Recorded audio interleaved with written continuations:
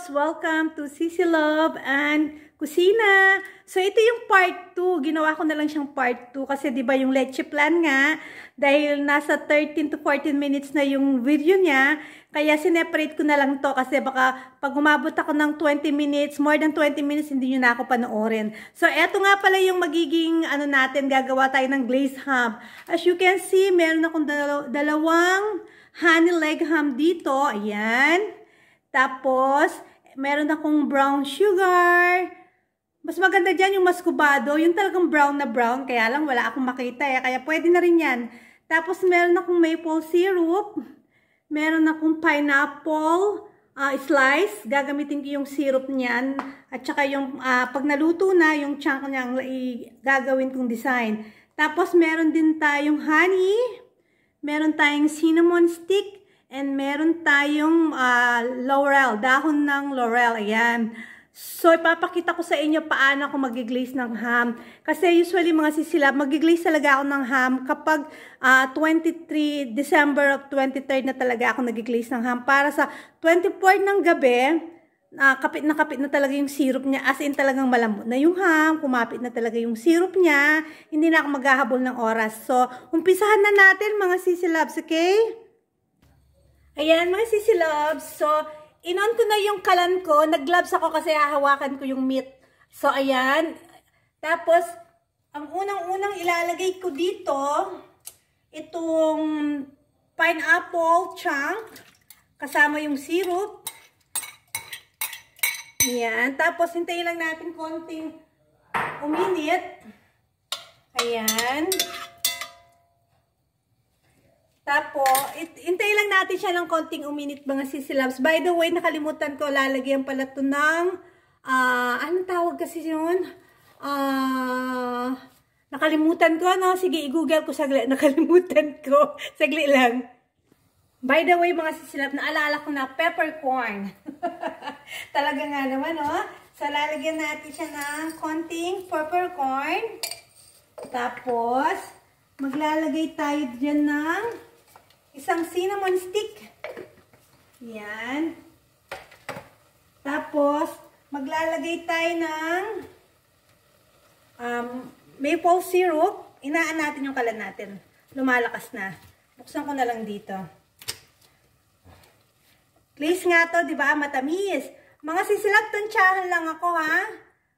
Yan. Tapos, maglalagay tayo ng honey. Honey, my love, so sweet.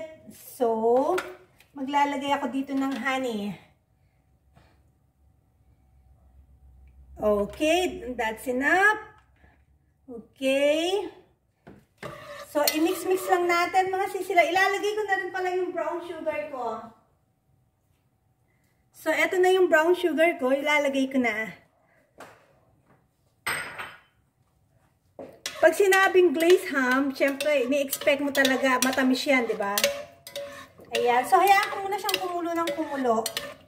So, tikman nyo rin kung baka, kasi pag hinalo nyo to sa leg ham, kailangan talaga matamis siya, tapos ilalagay nyo siya sa oven. Kaya kailangan extra sweet talaga siya. So, lalagyan ko pa siya ng konting honey. Ayan. Tapos, so, pakukuluan ko muna siya mga Sissy Loves, okay? Bago natin ilagay yung, natin, yung leg ham natin. Nakikita niyo ba itsura niya? Ayan siya, di ba? Ayan mga Sissy Loves, talagang kumukulo na siya. Ayan. So, ilalagay ko na itong leg ham natin. Ito siya.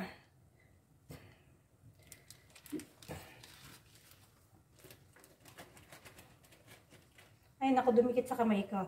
So, ilalagay ko na siya dyan. Yung isa naman, nabuksan ko na to eh. Dali lang. Ayan. So, hayaan lang natin sila dyan ng ilan minuto. Kailangan mahinang-mahina lang apoy mga Sissy Loves, ha? Para hindi siya masunog.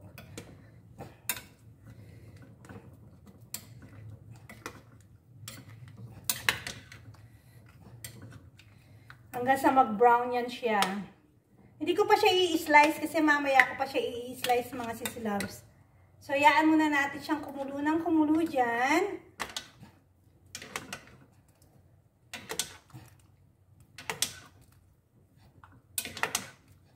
Ayan. So, mga ano lang, tatakpan ko siya, mga sisirasa na yung takip ko. Eto.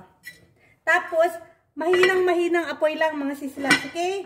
So, tatakpan ko siya. Siguro, after mga 20 minutes, babalikan ko siya. Magta-timer ako, mga sisilabs. Binabantayan nyo, ha? So, silipin natin siya, mga sisilabs, after 15 minutes. Kasi naririnig ko na siyang kumukulo. So, ayan na siya, mga sisilab. Nakikita nyo yung, ano niya, yung glaze niya. Medyo brown na siya. Tapos, mamaya-maya, magtitik ito, mga sisilabs. Kasi mamaya, islice ko to. Ayan. So, ikutin nyo lang para talagang kumakapit talaga yung lasa niya.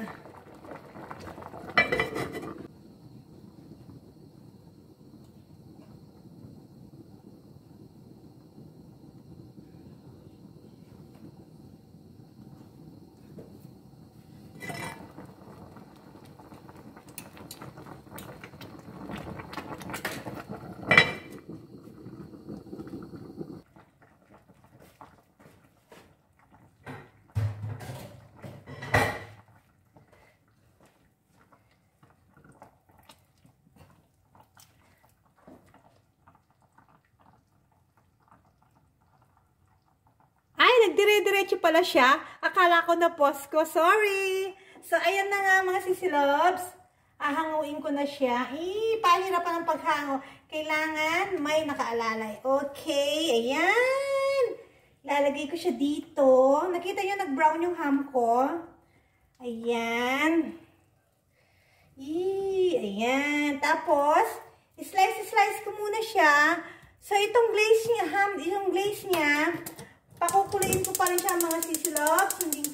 Hanggang sa maging, hanggang sa maging sobrang lapot na niya mga sisilobs. Ayan mga sisilobs. Nagtitik na yung ano natin. Nagtitik na yung, tawag dito, yung glaze natin. Ayan na siya. Tignan niya. Medyo thick na siya. Oh. Hindi na siya sobrang watery. Sige lang. Keep stirring.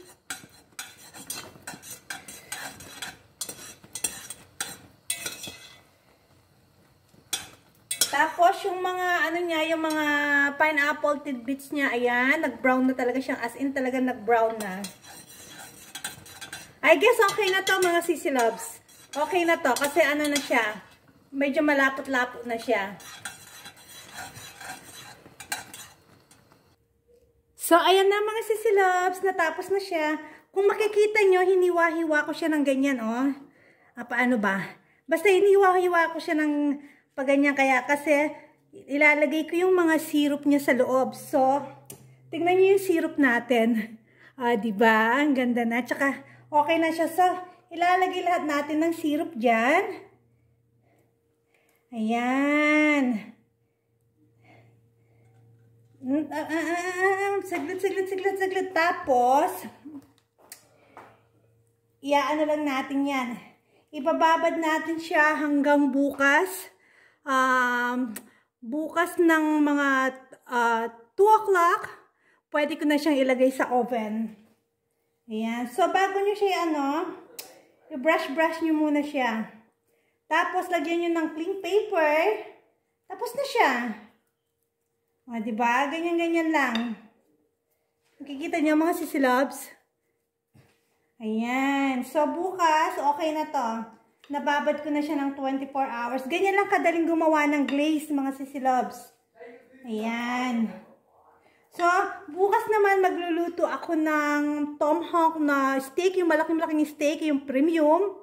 Tapos, ng garlic, shrimp, at saka ng lobster. Ayan. So, di ba mga sisilobs, look at my ham. Ilalagay ko na ito sa wrap. Babalutin ko lang siya ng cling paper. Ganito lang. Tapos, ilalagay ko na siya sa ref. So, bukas, kapit na tong glaze niya, mga sisilobs. Ayan. Okay na siya. Ang dali lang gumawa ng mga sisilabs ng glaze. Hindi nyo kailangan bumili ng ham. Gawa lang kayo. And that's it for today's mga sisilab. Ayan ang akin ginawang glaze. Thank you for watching mga sisilab. Sana may natutunan kayo. Please don't forget to subscribe, like, comment, share, and hit the bell para updated kayo sa susunod kong mga video. I love you, mga sisilabs. Talaga hindi ko pa talaga may memorize ang intro tsaka outro ko. Bye! Merry Christmas! And happy, fruitful New Year! I love you all. Bye!